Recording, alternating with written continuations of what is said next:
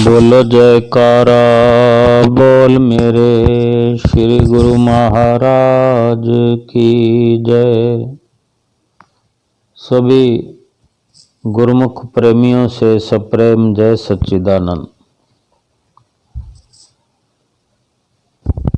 माना मुकद्दर का लिखा कोई मिटा नहीं सकता, अपनी मर्जी की खुशियां कोई पा नहीं सकता, पर इतना यकीन रखो कि हमारे सतगुरु की चौखट से कोई खाली जा नहीं सकता।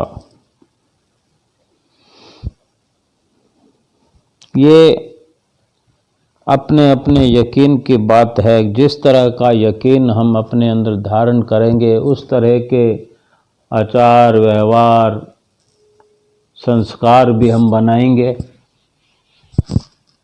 ऐसे सत्कर्म भी करेंगे। अगर ऐसा अच्छा यकीन है तो उसके अनुसार ही हमारा अनुसरण होगा, सोच होगी। महापुरुष तो सदा चिताते हैं कि तुम स्वीकार कर लो, जीवन जैसा भी हो उसको स्वीकार करो कि ये परमात्मा ने दिया है, वही जाने।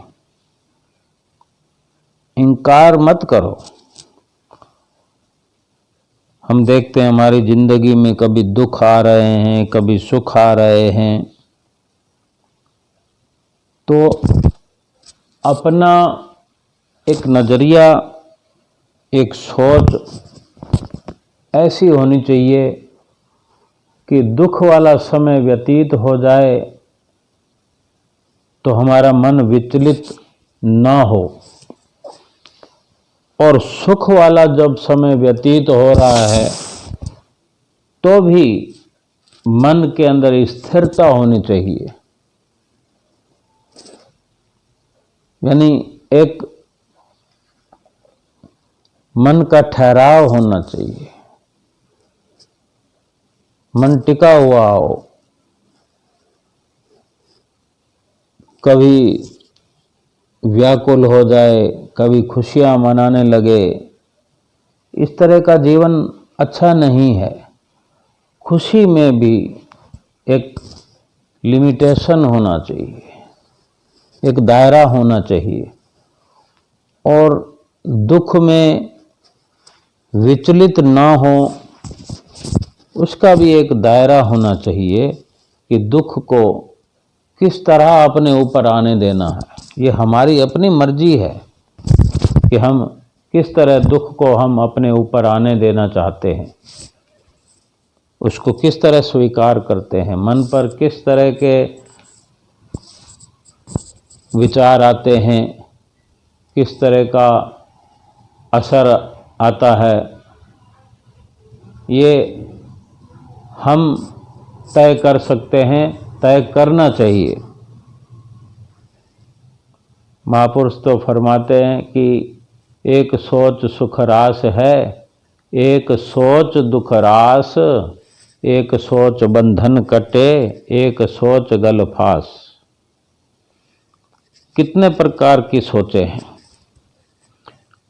तो हम चाहे तो अपने सुख वाली सोच बनाएं। हमें कौन सी सोच रास आती है? एक सोच सुख रास है, एक सोच दुख रास। कि अगर दुख वाली परिस्थिति में हमारी सुख वाली सोच है, हमको सुख वाली सोच रास आ गई है, तो दुख अपना असर हम पर फैला नहीं सकता, हम पर दबाव नहीं बना सकता कि हम विलाप करें। क्यों? कि फिर उसका असर भी है दोनों तरह की सोच का। एक सोच बंधन कटे, एक सोच गल फास। जो सुख वाली सोच है वो बंधनों को काटने वाली सोच है, या उसको तीसरे नंबर की सोच बना लेते हैं अलग से। एक सोच सुखरास है, एक सोच दुखरास, एक सोच बंधन कटे, एक सोच गलफास। ऐसे भी विचार कर सकते हैं कि एक तीसरे नंबर की सोच है जो बंधन को काटने वाली है। हमें जो मायावी बंधन हमारे साथ लगे हुए, मायावी बंधनों के हम बंधे हुए हैं, लिप्त हैं, उबर नहीं पा रहे हैं, तो ऐसी सोच हमारी हो कि हम उन बंधनों से आज़ाद हो जाएं, बंधनों को काट लें। खुद को ही काटना पड़ेगा।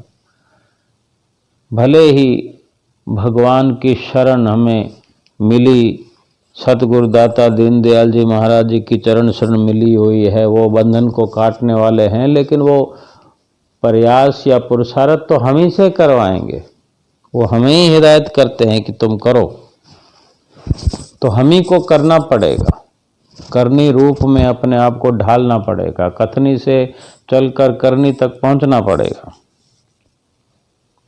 और एक सोच गलफांस, ये भी सोच ही है कि हर बात को हम अपने गले का बंधन बना के डाल लेते हैं, अपने आप को उलझा देते हैं बंधनों में, फिर उससे निकलने का नाम ही नहीं लेते। हम चाहें तो सुख वाली सोच को अपने साथ बना सकते हैं कि हर स्थिति में हम अपने आप को सुखी समझें, सुख का एहसास करें, यानी अपना जीवन अमली जीवन बनाएं।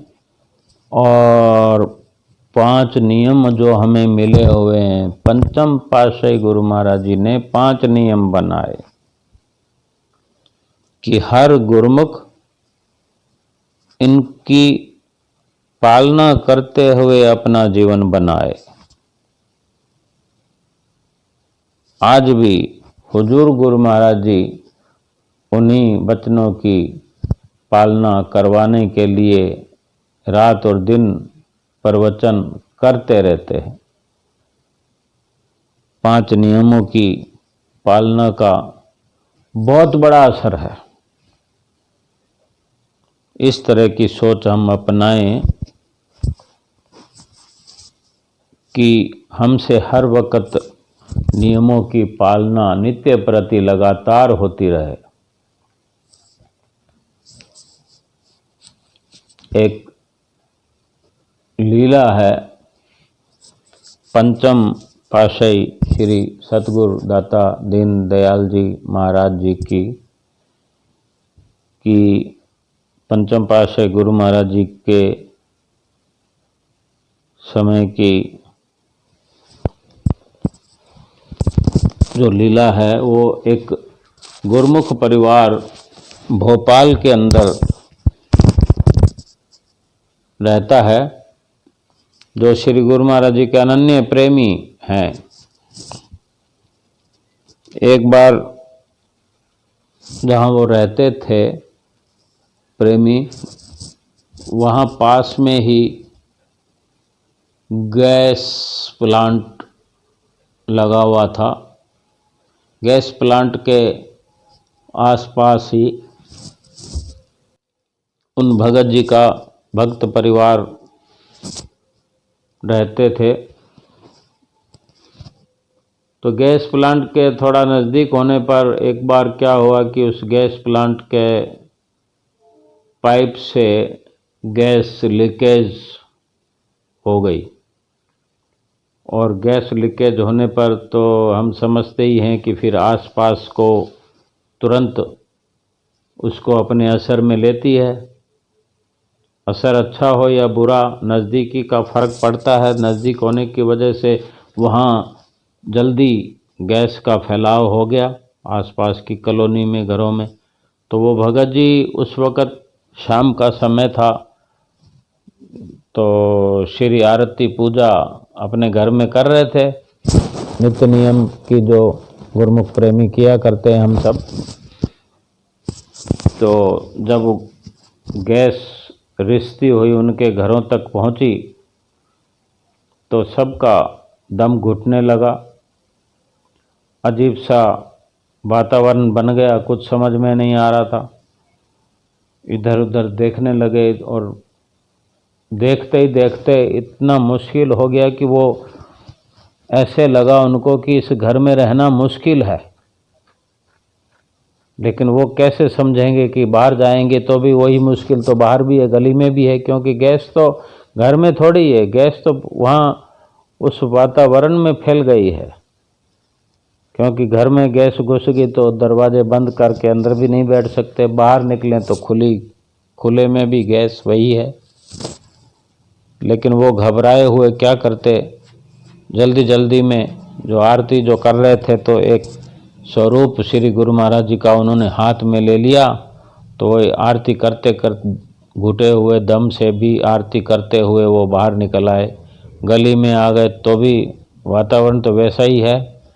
इतने में तो अधिक हल्ला होता, भीड़ होती, तो एक जीप, एक गाड़ी, 4 व्हीलर न जाने कहाँ से आई, प्रशासन की तरफ से थी या श्री गुरु महाराज जी ने कृपा फरमाई, कोई लीला रचाई श्री गुरु महाराज जी ने कि क्योंकि उन्हीं के घर के आगे क्यों रुकी जीप आकर सबसे पहले और इतनी जल्दी कि उनको बेचैनी क्या हुई। तुरंत उनके घर के आगे जीप आ गई, इधर उनका बाहर निकलना हुआ, इधर उनके घर के आगे जीप आके रुकी और उनको कहो कि गाड़ी में बैठ जाओ फटाफट,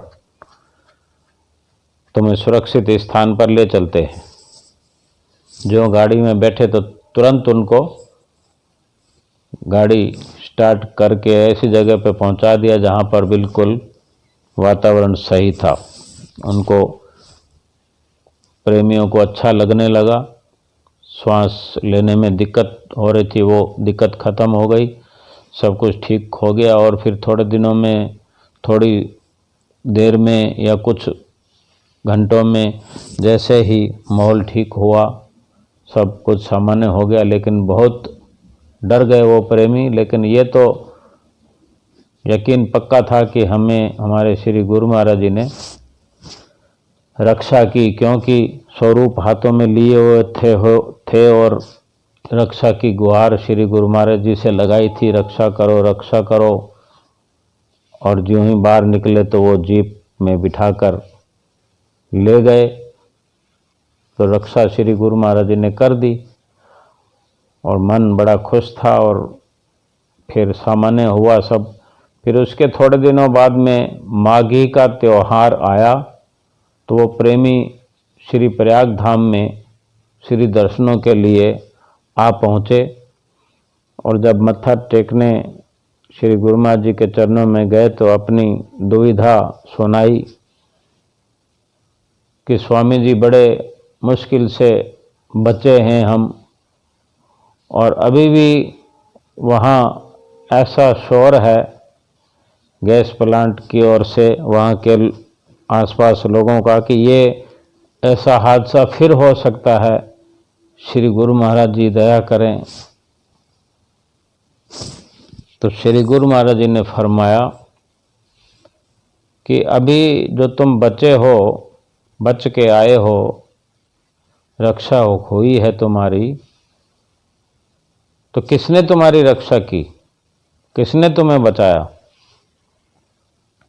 जिसने पहले तुम्हें बचाया है, रक्षा की है, वही आगे भी तुम्हें रक्षा करेंगे और तुम्हें बचाएंगे। केवल 5 नियमों की पालना करते रहो, 1 घंटा सुमरन नित्य प्रति करते रहो। कितनी वास्तविकता है श्री सद्गुरुदाता दीनदयाल जी महाराज जी के प्रवचनों के अंदर। और गुरुमुख प्रेमी तो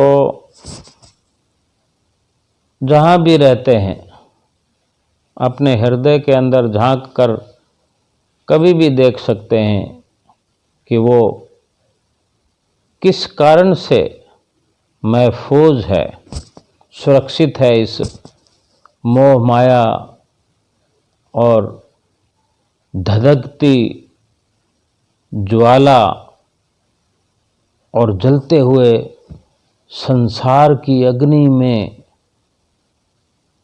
भी अगर कोई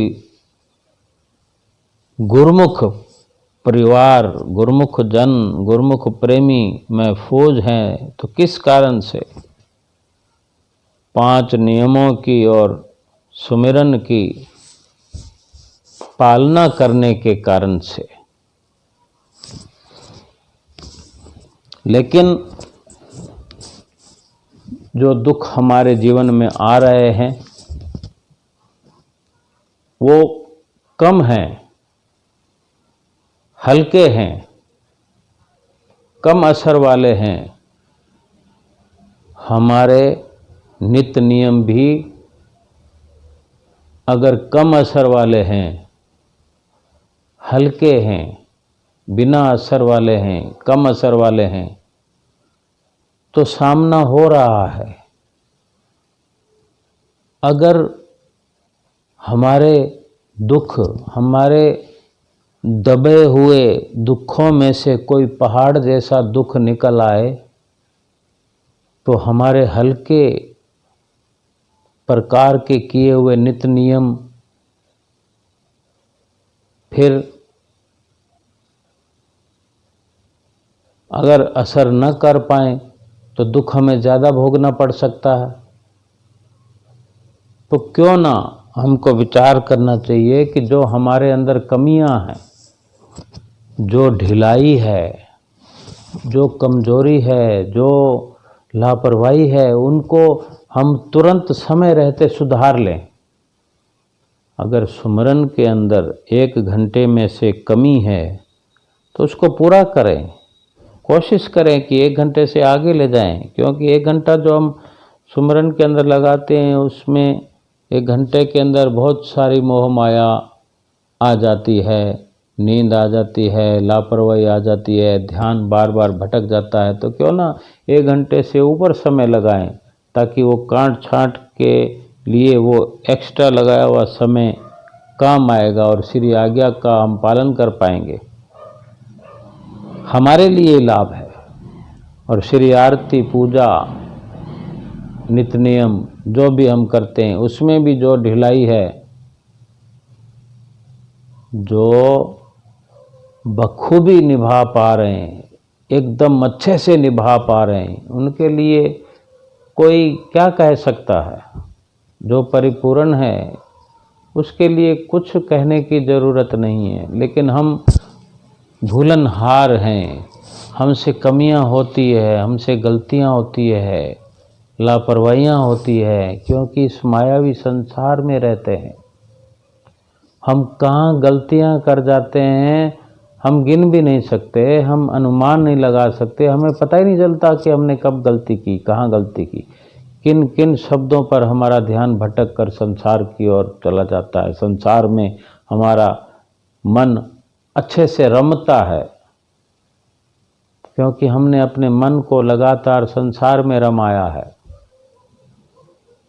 तो हमें विचार करते हुए, अपनी दशा पर गौर करते हुए अपने आप को बचाना है। इस जलती हुई आग से पीछे होकर, पीछे हटकर, नित्य नियम के साथ जुड़कर श्री प्रभु के, श्री गुरु महाराज जी के, श्री परमहंस दयाल महाराज जी के, श्री हुजूर गुरु महाराज जी के सानिध्य में बार बार अनन्यता से जुड़कर और अपनी चित्त वृत्तियों को उनके बताए हुए नाम के अंदर सराबोर करके, निमग्न करके, लीन करके अपने समय के अपने को व्यस्त रखें और अपने समय को उसी में सकारत करते हुए, व्यतीत करते हुए अपना पल पल उसके अंदर झोंक देने की कोशिश करें। रहेंगे तो फिर भी संसार में ही, लेकिन बिल्कुल महफूज रहेंगे, बिल्कुल सुरक्षित रहेंगे। जैसे 32 दांतों के अंदर जीभ रहती है, सुरक्षित, थोड़ी सी लापरवाही हो जाए तो दांतों के बीच में कट जाती है। इसी तरह से संसार के अंदर सुरक्षित रहने के लिए केवल और केवल नाम का सहारा है। उसी नाम के सहारे चलते हुए अपना लोक परलोक सुहेला करना है। बोलो जयकारा, बोल मेरे श्री गुरु महाराज की जय।